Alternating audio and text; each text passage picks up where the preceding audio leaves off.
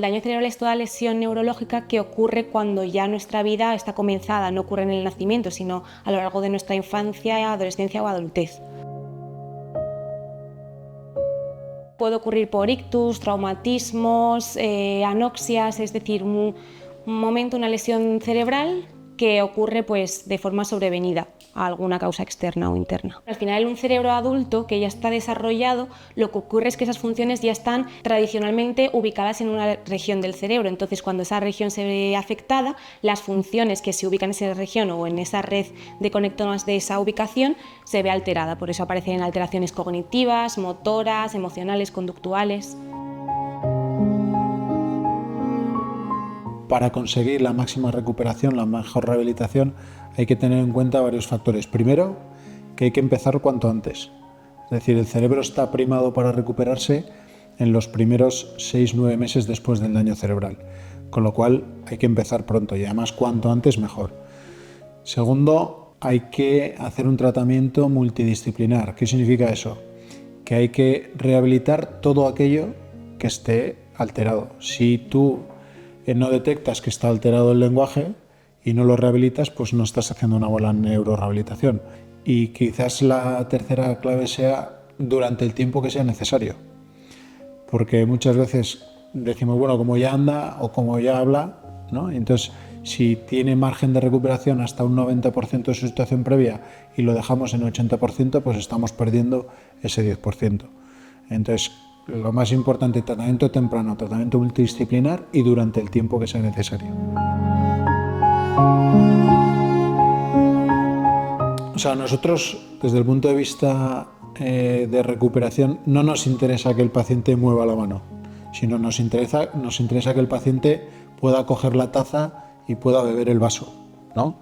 Entonces, en ese sentido, lo que tratamos es de recuperar al paciente para dejarle las mejores condiciones para su vida diaria. Y la realidad es que en nuestra vida diaria, en torno al 50-60% de las cosas que hacemos, las hacemos dos cosas al mismo tiempo. Y eso es lo que se llama tarea dual. Pues andamos y decidimos si vamos a cruzar el paso de cebra o no, ¿no? Eso es una tarea dual. O andamos y vamos hablando por el teléfono. Como nuestro objetivo es adaptar al paciente a la vida real, pues tenemos que hacer tareas duales en el proceso de neurorehabilitación. En cuanto a tipos de servicios o cartera de servicios, hay las unidades de hospitalización, que quizás es lo más conocido, pero luego también hay servicios de rehabilitación ambulatoria. Es decir, cuando las personas acaban su periodo de rehabilitación hospitalaria, tienen que continuar viviendo en sus casas y continuando con la rehabilitación. Luego hay un porcentaje de personas que quedan con secuelas muy graves que provocan dependencia y por lo tanto digamos que son un reto para las familias para cuidarlas. Ahí se generan centros de día y ya son tipos de servicios que entran dentro del marco de lo social. Y cuando los padres o cuidadores de esas personas muy dependientes pues se hacen muy mayores o fallecen, estas personas presentan unas necesidades residenciales o incluso también los pisos, por ejemplo los que tenemos en Tenerife, en Acamán, se dedican a personas jóvenes que han perdido la autonomía y con quienes entrenamos la autonomía para vivir de nuevo en la comunidad. Creo que a lo mejor por falta de recursos o simplemente por costumbre estamos muy enfocados en que estas personas se integren a la sociedad y no tanto a que la sociedad esté integrada a ellos con adaptaciones, con concienciación simplemente. Bueno, yo no diría que ha llegado la tecnología. Yo diría que ha llegado el conocimiento de la fisiopatología de la recuperación del daño cerebral. Es decir, nosotros sabemos que para que el cerebro se recupere tiene que haber unas nuevas conexiones neuronales y que para eso se necesita, por ejemplo, hablando del tema motor, que se haga muchas veces el mismo movimiento. Entonces, ¿cuál es el problema? Que a nivel de fisioterapia, por ejemplo, pues un fisioterapeuta puede dar 30 pasos con un paciente, pero los 30 no son iguales. En cambio, la robótica te permite dar 100 y los 100 iguales. Digamos que aprovechando el conocimiento de la fisiopatología de la recuperación del daño cerebral, estamos utilizando tecnología disponible para mejorar esa recuperación.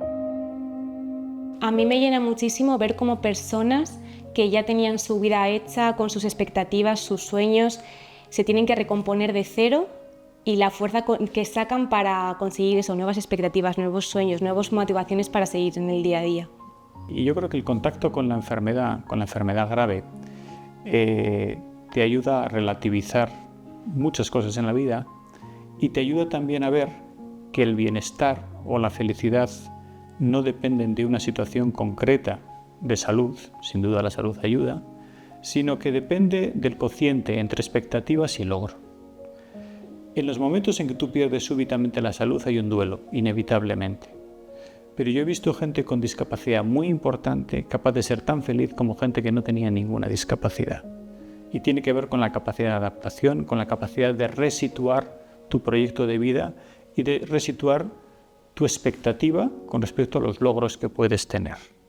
Que nadie sabemos cómo vamos a responder ante una situación de este calibre. O sea, yo puedo decir, a mí si me pasa voy a hacer así, ¿no? Pero la realidad es que no. Que gente que tú piensas que puede ser súper capaz es súper vulnerable, gente que es súper vulnerable de repente es súper capaz, o sea que es muy impredecible y por eso es lo de hay que ponerse en los zapatos del otro, ¿no?